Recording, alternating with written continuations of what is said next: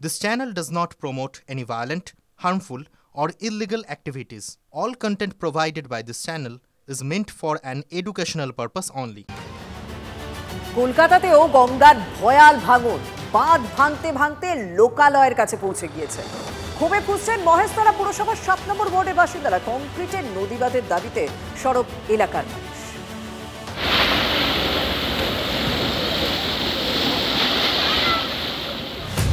এবার গঙ্গার ভাঙনের কবলে কলকাতাও। কথায় বলে নদীর পাড়ে বাস, ভাবনা 12 মাস।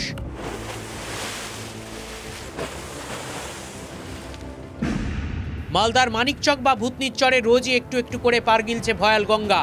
গঙ্গায় তলিয়ে যাচ্ছে একের পর এক ঘরবাড়ি, দোকান। আর এবার সেই ছবি দেখা যাচ্ছে কলকাতা লাগোয়া এলাকাতেও। এবার মহেশতলা পুরসভার 7 নম্বর ওয়ার্ডের আকরার বালুঘাট। সেখানে ভাঙছে পার, গিলছে জমি, বালির বস্তাও কাঠ বাঁধ দিয়ে কোন রকমে পার বাঁচানোর চেষ্টা। প্রত্যেক বছর বছর গঙ্গা একেবারে পাড়ের দিকে এগিয়ে আসছে এবং যখন জোয়ার হয় তখন কিন্তু এই গঙ্গার জল ওভারফ্লো হয়ে পাশের গ্রামে ঢুকে যায়। স্থানীয়দের অভিযোগ, গত 10 বছরে 50 ফুটের বাঁধ ভাঙতে ভাঙতে লোকালয়ের কাছাকাছি পৌঁছে গিয়েছে গঙ্গা। বিপদের আশঙ্কায় আতঙ্কে কাঁটা এলাকাবাসী। এটা 50 ফুটের থেকে বেশি ছিল ঘাট। এখানে আমরা খেলাধুলা করতাম, ছোটবেলা থেকে এখানে আমরা আসতাম, বসতাম। লেকিন এবার এবছরে ঘাট থাকবে কি থাকবে না আমরা বুঝতে পারছি না। প্রশাসনের দ্বারস্থ হলে আশ্বাস ছাড়া কিছুই মেলেনি বলে অভিযোগ। এই যে বালির বস্তা দিয়ে ঘাট কাজ হয় কোনো না, এটা কিছু তো এই তো জলে বাসটা জলে তো চলে যায়, কিছু থাকে এই তো মাটিতে চলে যায় সব, কিছু হয় এই তো খালি একটু রেখে দিল হয়ে গেল, তারপর ফির জলের তলা চলে যাবে। কংক্রিটের নদীবাঁধ চাইছেন স্থানীয় বাসিন্দারা। অনেক আমাদের ছট পুজো হয়, তারপর গঙ্গা আরতি হয়, অনেক লোকজন আসে। আমরা তো এই যে কংক্রিট করে পুরো মানে কমপ্লিট হয়ে যায়। এখন দেখার কবে কংক্রিটের বাঁধ পাবেন স্থানীয়রা, কবে ঘুচবে আতঙ্ক। সৌভিক সরকারের রিপোর্ট, TV9 বাংলা। মুখ্যমন্ত্রীর ধমক, 2 থানার ওসি বদল, তারপর ভোট মিটতেই বিপুল পরিমাণ অস্ত্র উদ্ধার। বাংলা ঝাড়খণ্ড সীমানার কল্যাণেশ্বরী এলাকা থেকে আগ্নেয়াস্ত্র, তাজা কার্তুজ উদ্ধার করলো এসটিএফ। গ্রেপ্তার 2। ভিন রাজ্য থেকে অস্ত্র উদ্ধার, দাবি এসটিএফ এর। এত অস্ত্র এলো কোথা থেকে? অস্ত্র আইনে মামলা রুজু এসটিএফ এর। গোপন সূত্রে খবর পেয়ে জাতীয় সড়কের কাছে একটি পরিত্যক্ত আবাসনে হানা দেয় বেঙ্গল এসটিএফ। উদ্ধার 10টি দেশি বন্দুক, 54 রাউন্ড কার্তুজ। ধৃত 2 জনের বাড়ি মুর্শিদাবাদের ডোমকলে।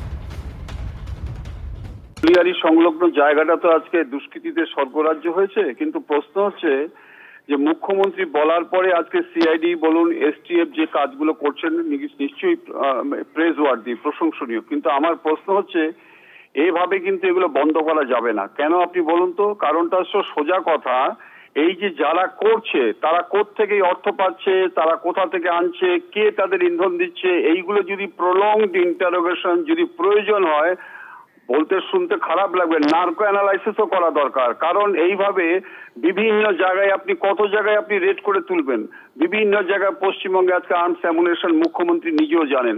কিন্তু আসানসোল থেকে এর আগেও আপনারা দেখেছেন বিভিন্ন জায়গায় হচ্ছে। কেন হচ্ছে? আসল আসামি যারা, আসল রুট, তাদেরকে যদি না ধরা হয়, তাদেরকে যদি একটা পানিশমেন্ট না দেওয়া হয়, তাহলে কিন্তু এই জিনিস বন্ধ করা খুব মুশকিল। গোটা পশ্চিমবঙ্গ তখন বোম বারুদের উপর দাঁড়িয়ে আছে, তো নতুন কিছু নয়। পশ্চিমবঙ্গবাসী নিশ্চয়ই সেটা বুঝছেন এবং বুঝবেন। উপযুক্ত সময় এলে তারা জবাব দেবে। মুখ্যমন্ত্রীর হুঁশিয়ারির জেরে এবার অবৈধ খাদানের বিরুদ্ধে অভিযানে পুলিশ। অবৈধ খনিমুখ বা চোরাই কয়লা খাদান ভরাটের কাজ শুরু করেছে রানীগঞ্জ থানা পুলিশ। ইসিএল আধিকারিক ও নিরাপত্তা রক্ষী ছাড়াই রানীগঞ্জের পাঞ্জাবি মোড় ফাঁড়ির পুলিশ অভিযান চালালো অবৈধ খাদান ভরাটের। বাঁশরা খনি সংলগ্ন বরদই এলাকায় হঠাৎ করেই কুয়োমুখ বা সুড়ঙ্গগুলি কেটেছিল কয়লা মাফিয়ারা। এবার সেখান থেকে কয়লা কেটে পাচার হওয়ার কথা। তার আগেই শুরু হলো ভরাটের কাজ। পুলিশের হঠাৎ এই তৎপরতায় খুশি এলাকার মানুষ।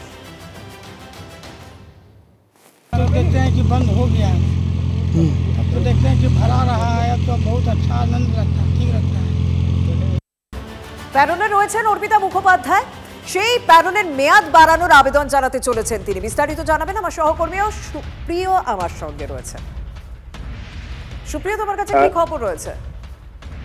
দেখো, পেরোলে গত বৃহস্পতিবার অর্পিতা মুখোপাধ্যায় শিক্ষক নিয়োগ দুর্নীতি মামলাতে যে গ্রেপ্তার হওয়ার পর তিনি এতদিন জেলবন্দি অবস্থাতেই রয়েছেন এবং সেই জায়গা থেকে তার মাতৃবিয়োগের কারণে দুদিনের তিনি পেরোলে মুক্তি পেয়েছিলেন এবং বেলঘরিয়ার বাড়িতে ফিরে যান এবং সেই জায়গা থেকে শনিবার অর্থাৎ গতকালই কিন্তু তার সংশোধনাগারে ফিরে যাওয়ার কথা থাকলেও সেই পেরোল মুক্তির সময়সীমা আইজি কারার কাছে আবেদন করে দুদিনের জন্য বাড়ানো হয়েছে এবং সেক্ষেত্রে যেটা আমরা জানতে পারছি যে আগামী সোমবার তিনি এই আবারও ফিরে যাবেন কারেকশনাল হোম অর্থাৎ সংশোধনাগারে এবং সেক্ষেত্রে তার এই যে মাতৃবিয়োগের কারণে মানসিকভাবে যে তিনি বিপর্যস্ত রয়েছেন এই বিষয়টিকে সামনে তুলে ধরে পেরোলের যে ছুটির মেয়াদ সেই মেয়াদ যাতে আরো বাড়ানো যায় সেই মর্মে কিন্তু কলকাতা হাইকোর্টে তার আইনজীবী মারফত তিনি আবেদন জানাতে পারেন এমনটাই জানতে পারছি। তবে 48 ঘন্টার যে পেরোলে তিনি ছুটি পেয়েছিলেন তার মাতৃবিয়োগের কারণে এবং সেই জায়গা থেকে গতকাল তার কারেকশনাল হোমে ফিরে যাওয়ার কথা থাকলেও সেই মেয়াদ বাড়িয়ে আইজি কারার কাছে আবেদন করে সেই সময়সীমা কিন্তু আরো দুদিনের জন্য বাড়ানো হয়েছে এবং সেই জায়গা থেকে আগামী সোমবার তিনি কারেকশনাল হোমে ফিরে যাবেন এবং তার পরবর্তীতে তিনি প্রয়োজনে তার এই যে মানসিক অবস্থা বা মানসিক বিপর্যয় সেই বিষয়টাকে সামনে রেখে পেরোলের যে ছুটি সেই ছুটির মেয়াদ বাড়ানোর জন্য আবারও উচ্চ আদালতে আবেদন করতে পারেন এমনটাই কিন্তু আমরা জানতে পারছি। ধন্যবাদ। মানসিক অস্থিরতা রয়েছে মায়ের বিয়োগের পর, মাতৃবিয়োগের পর, সেই কথা জানিয়ে হাইকোর্টে প্যারোলের মেয়াদ বাড়ানোর আবেদন করতে পারেন অর্পিতা। সূত্র মারফত সেই খবরই পাওয়া যাচ্ছে।